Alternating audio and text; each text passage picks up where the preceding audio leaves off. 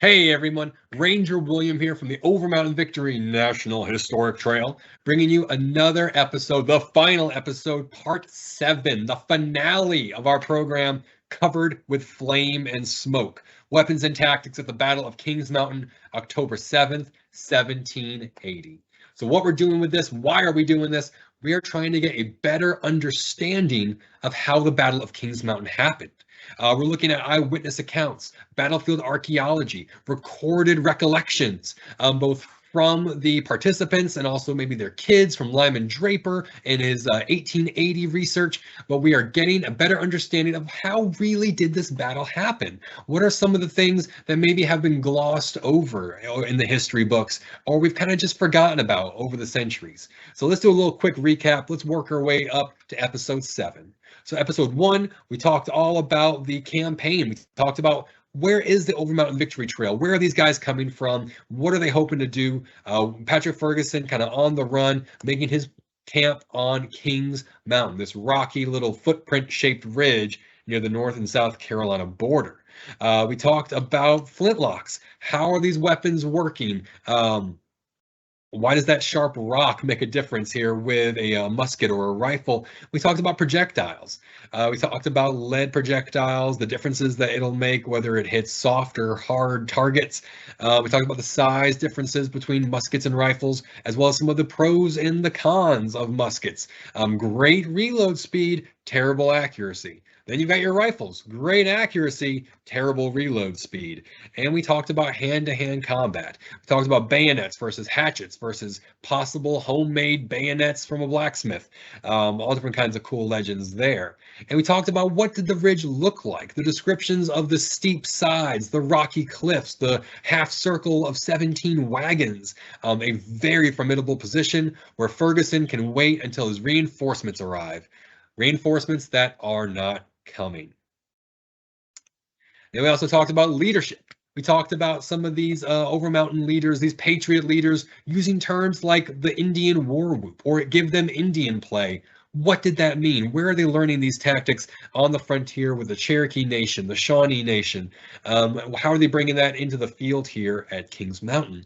We talked about the heavy amount of gunfire surrounding this ridge, about 15 minutes till the battle is fully engaged all around, cutting off any chance of escape, any chance of reinforcement, just pouring on the lead, pouring on the fire until the mountain is covered with flame and smoke. See, got the title in there, worked it in. We talked about marksmanship, the rifleman just picking away at any available target on both sides, but it's not just long range fire, it's close quarters, it's hand to hand. We talked about some accounts of that. We talked about how it's friend versus friend. It's, well, not friends anymore. It's families divided. They don't need nice and pretty uniforms to tell who's who. They've got little paper in their hats. They've got twigs in their hats, and they recognize faces. They are picking each other out across the battlefield. So now here we are, episode 7. About an hour and 5 minutes of this fighting, the battle is going to start to tighten. So it's great painting here by Don Troiani, showing a moment here from the end of the fight. But what you see happening is the Patriots are going to kind of choke around that footprint-shaped ridge, that heavy gunfire, that effective rifle fire, just eating away at the Loyalist defenders. One account says that the North Carolina Loyalists, trying to defend their ridgeline, eventually run out of ammunition. They're just blasting away as much as they can at these Patriots, but they finally run out and they break. When they break, others break as well. That the circle is just tightening around these Loyalists, closing in that ridgetop. It's going to be that southwestern kind of the heel of the footprint that is first topped by the Patriots. And once they're on top of the ridge, they start rolling down that ridge line as well as working up the slopes. William Campbell, when he sees the pressure finally beginning to take effect, he calls out to his men, quote, "Boys, remember your liberty. Come on, my brave fellows, another gun will do it. Damn them, we must have them out of this," end quote. Again, realizing maybe as the amount of gunpowder they have, it's the surprise that they've achieved with Patrick Ferguson's camp, it's the fear of nearby British reinforcements.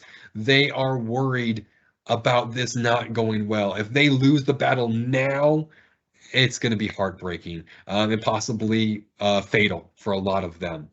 Um, so the Loyalist militia being thrown into confusion. Anthony Allaire, a lieutenant with Patrick Ferguson's provincials, he's one that talks a lot about the North Carolinians running out of ammunition first. The trained provincials, those American volunteers, they returned, guys from New York, New Jersey, Connecticut, about 80, 90 guys. They've been used as shock troops. You mentioned it in a few of the other episodes. They're being used to kind of plug holes, different parts of the Patriot line. But because of this, they're being exposed to a lot of that Patriot fire, suffering about 50% casualties by the end of the battle. So they are being shot to pieces. The Loyalist militia beginning to break, beginning to panic. You have a few times that you have Loyalists trying to surrender. They're raising the white flag. They're trying to say, hey, I understand, we're done.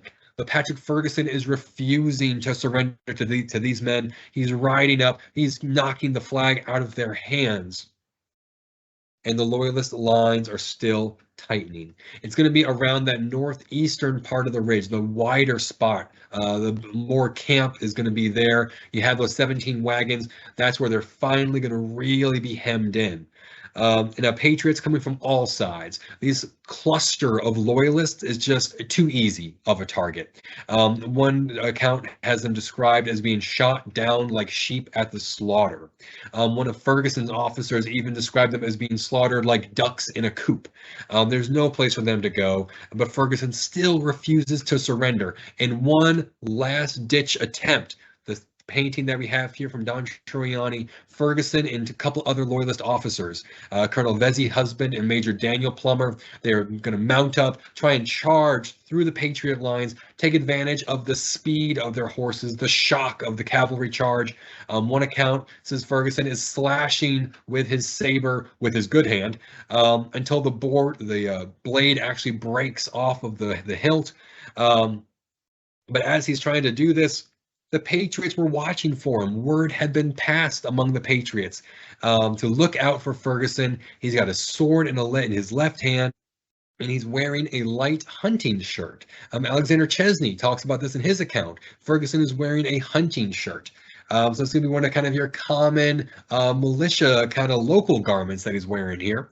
But the information is gathered both from a captured messenger before they reached Kings Mountain. It's going to be captured from Patriot prisoners who have just been released from Kings Mountain, all kind of intercepted by the Patriots the morning they were nearing Kings Mountain, but also by Virginia Paul, one of the servants Ferguson had hired to work in his camp, either as a laundress or a cook.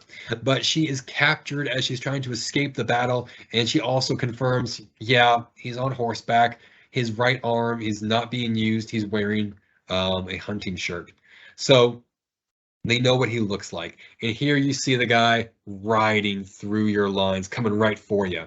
One of John Severe's men named Gilliland is one of the first guys to spot him, but he's wounded. He spots him. He tries to fire, but his rifle misfires, turns to his comrade Robert Young and says, "There's Ferguson." Now, famously, Robert Young turns to Gilliland and says, "I'll try and see what Sweet Lips can do," meaning the nickname of his rifle, and he fires. Now, there's going to be several men who claim to have fired the shot that killed Patrick Ferguson. Whoops. There we go. They fired the shot that killed Patrick Ferguson. So Robert Young is kind of one of the main ones that's credited with the shot. Another named Cusick, one of Severe's guys, is claimed with the shot, but also a free black man named Bowman from Virginia with William Campbell's guys claimed to have taken the shot. But Ferguson falls. By the time he hits the ground, I mean, his foot hangs in the saddle. He's dragged for a little bit. 6 to 8, some say even 9 wounds. Just one account says his clothing was shot to pieces, including a headshot. So there's various accounts about this. Some accounts say that he died in a duel with William Campbell, that he died in a duel with James Williams. Some say that he was conscious enough to kind of talk to Isaac Shelby. But most of the accounts say no, this guy, he was shot to pieces, and he fell from the saddle. But once Ferguson falls, the resolve of those remaining loyalists to keep fighting those guys who he had been knocking down the white flags earlier, well, Ferguson's gone, so up the white flags go again. They are trying to surrender. A wave of surrender just washes over the remaining loyalist defenders. Now, some Patriot officers here, they're going to later claim that their men didn't know what a white flag meant. Okay. Others claim that they are just too caught up in the moment to care. These are loyalists that they have been chasing for close to 2 weeks. These are guys they have been fighting against for maybe a couple years. It has been over an hour of just constant gunfire and combat, seeing your friends and your neighbors, your comrades be shot at, and you're shooting back, and now you're just supposed to stop because they raise a white flag. I mean, the rules of warfare say yes, but these frontiersmen, some of them see otherwise. One account from Ambrose Mills, he says that, quote, even after submission, the slaughter continued until the Americans were weary of killing. Now, Reese Bowen, the brother who Charles Bowen thought he had been killed and got all deranged, Reese Bowen actually shoots down an officer who had jumped on a horse, waving a white flag. Reese Bowen is going to drop him out of the saddle. A second officer grabs the flag, jumps into the same saddle. He's also shot down. A third officer finally gets up, rides out, meets a Patriot officer with that flag, who accepts the surrender. Now, once this surrender becomes known, word starts to spread around. The officers are going to try and stop the men. They're going to try and stop this momentum of these Patriot frontiersmen swarming around that hilltop. But they're scattered. They're settling old grudges, personal grudges with some of these loyalists. I mean, as Briscoe Darling would say, the boys are all keyed up. They are just going into the fight, refusing to relent. The surrendering loyalists are finding themselves crammed together on that wider northeastern part of the ridge where today, as pictured here, the 1933 U.S. monument stands at Kings Mountain National Military Park. That is the spot where this is happening. One account collected by Lyman Draper said, quote, at the close of the action, when the British were loudly calling for quarters, but uncertain whether they would be granted, I saw the intrepid Shelby rush his horse within 15 paces of their lines and command them to lay down their arms and they should have quarter. Some would call this an imprudent act, but it showed the daring bravery of the man, end quote. So here you have assumedly Isaac Shelby himself running up and saying, look, you don't look like you're surrendering. We don't know what they were doing. Maybe they were holding their weapons in the air. Maybe they had clubbed them. They had reversed them around. Sometimes that's a sign. But he says, look, put the guns down, take off your hats, sit down crisscross applesauce, make it clear that you are not trying to fight anymore, because these guys are not picking up on what you're laying down. They're not catching your clues here. William Campbell's also tasked with this. He's having trouble getting his guys to stop. He runs around and recorded as knocking down the rifle of Andrew Evans, saying, Evans, for God's sake, don't shoot. It is murder to kill them now, for they have raised the flag. He continues to go around his line saying, cease firing, for God's sake, cease firing. Captain DePeister, the provincial officer, he is recorded as going up to William Campbell and saying, Colonel Campbell, it was damned unfair. And Campbell's like, look, I'm doing my best. You do your best. Get your officers out of the saddle. Get your men to sit down. Take off their hats. Make a clear show that you are not fighting. Now, it is sometime during this moment, you have confusion going on. Officers are trying to regain control of their men. They're still men firing. They're trying to get it stopped. Sometime during this, more gunshots ring out. Now, we're not sure what happens here. One of the best theories is that this was a Loyalist foraging party, had been sent out by Ferguson. They were finally able to return. They see what's happening. They start firing a little bit. Another theory, though, is that there were a few of the prisoners that they start to think, this isn't working. We're about to be massacred. Pick their guns back up and fire again. But one of these rifle balls, musket balls, hits Colonel James Williams. This is going to be the mortal wound that's going to claim his life the next day.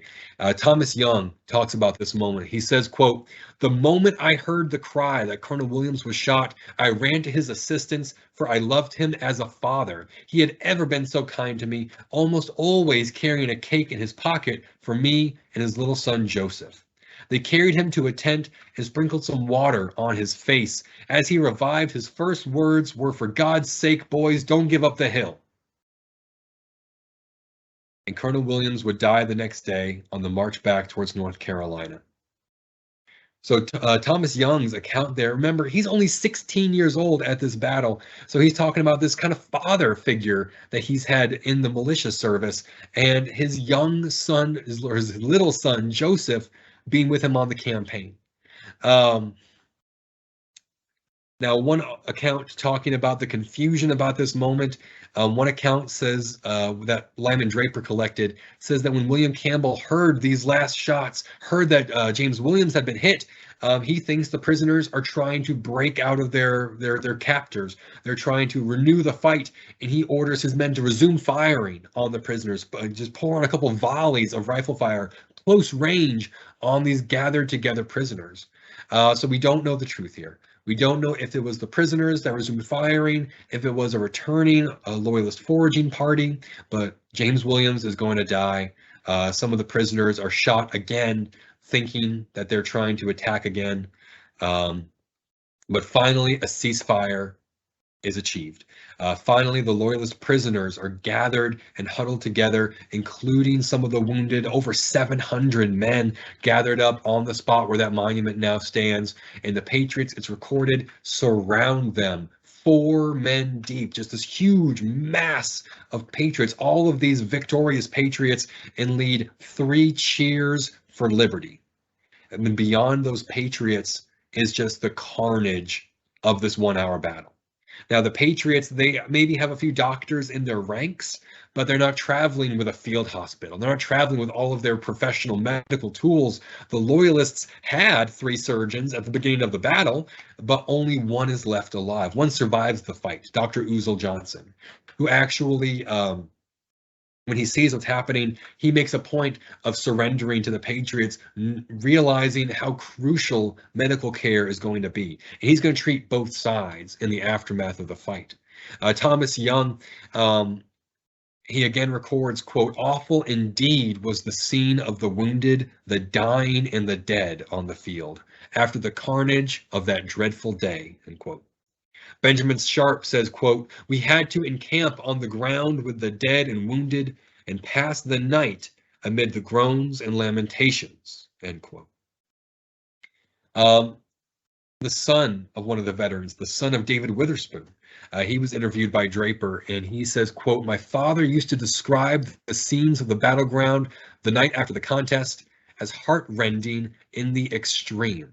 The groans of the dying and the constant cry of water, water." Another quote talking about the water comes from John Speltz, who said, quote, "The groans of the wounded and dying on the mountain were truly affecting, begging piteously for a little water, but in the hurry, confusion, and exhaustion of the Whigs, these cries, when emanating from the Tories, were little heeded," end quote. When you look at the whole picture of this battle, the Patriots, not only are they traveling very lightly, they're not bringing supply wagons or like pack horses. These are the 910 men, they're just handpicked from they're not even the main army, just handpicked from that main force to get onto the fight, because they were the ones that had the most energy, because their horses could still make the journey. The rest of the army couldn't even make it. That's why they weren't chosen. So these guys are exhausted. They haven't eaten in days. Some of them record, and now they are tasked with the aftermath here. Now, we mentioned this a little in one of the previous episodes, but the sound of this battle heard for miles. This massive thunderous roar of musket fire and rifle shots, this is going to draw people. Now, these aren't just, curious onlookers. It's the families of men who were there. They know their husband, brother, son, someone is in that battle. They hear the battle happen. They want to come see if they can help. They want to see if anything they can do. So if you can imagine this just horrible scene of this ridge line covered with wounded and dying men, the carnage of the battle, the smoke still, and now you have families arriving looking for their loved ones. Now, the record of the casualties here, it's going to vary. Accounts of the battle are going to vary. Wherever somebody was, how well their memory held up over the decades between when the battle happened and when they wrote about it. But according to the official report given by William Campbell, the Patriots had lost 28 killed and 62 wounded. Now, some of those wounded are gonna pass away in the days following the fight as they try to get back home. They don't have a chance to rest. They don't have a chance to try and recover before they make their journey. Some of these guys are so worried about British reinforcements coming after them that they get right on the road and head back immediately. Now, Patrick Ferguson, he's been killed. Along with many of his loyalist leadership, many of his officers. 227 loyalists were recorded as being killed, 163 wounded, and then the remaining of the force taken prisoner. That's almost 100% casualties, depending on your idea about this foraging party. If that small foraging party was able to escape, then yeah, that's the only part that survived. But if that part of the story is not true, if it was the prisoners that resumed firing, then yeah, you're looking at a complete destruction of Patrick Ferguson's army. Now, some of the wounded here, they're going to be too badly injured to be moved. The loyalists are just going to be left on the battlefield, just left there to die. If the locals want to come and find them, take care of them, that's up to them. But the Patriots are going to get back out of there.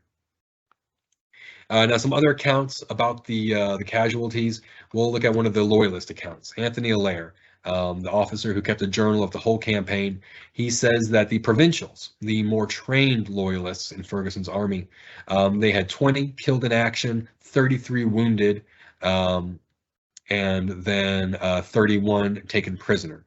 And he says that this does not count the 20 who were assigned under a Lieutenant Taylor to serve as dragoons. We mentioned a few of this a while back about these provincials being given old naval cutlasses, mounted on horseback, used kind of like cavalry. And then there's also 10 of these provincials were pulled out to be used as wagon drivers. Those 17 wagons that Ferguson had, which I'll talk about those. The Patriots get some of the supplies. They're able to use some of the food, some of the supplies that they find in the wagons, but they don't take them with them. They talk about pulling the wagons over their campfires before they leave the morning of the 8th. So just destroying whatever they can't take with them. So when you look at describing the battle, there's no one more kind of hard to read but flowery than 19th century historians. One of these guys, a General de Peyster, actually a descendant, a distant relation of the Captain de Peyster, who was here at the battle with Ferguson. He describes the battle and he says, quote, Ferguson set an inordinate value on the position which he had selected, which, however strong against a regular attack, was not defensible against the attacks which were about to be directed upon it. End quote. So what his point is here, which I agree with greatly, is that if Ferguson had been faced by any other number of American soldiers, any other, Continentals or, musket-bearing militias who are using traditional tactics, he may have defended his ground. Kings Mountain may have been remembered as this great victory, this British a success, and Ferguson was this bright officer that used his resources well and used the terrain, and he was able to bring a victory out of this. But instead, he was up against unconventional weapons and unconventional tactics utilized by these frontiersmen, by these frontier patriots, that it just slowly ate away at the Loyalist position and the Loyalist army until their great rocky hilltop became untenable.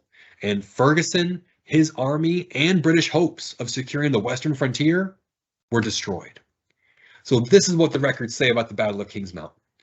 Ferguson, he wasn't a bad officer. His men were not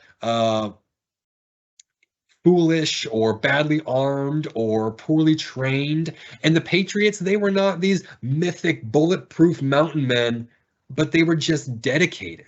And these are men who had multiple chances to back out of the fight if they felt they weren't up to it. They were handpicked by their commanders for their abilities, for their determination, and they used their tools and their skills that have been refined not only in life on the American frontier, but in combat against Loyalist militia, against Native American nations.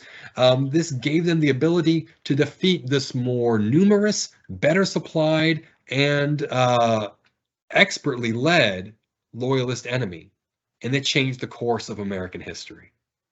So there you have our finale to our program covered with flame and smoke, a detailed examination of the weapons and tactics used at the Battle of Kings Mountain on October 7th, 1780.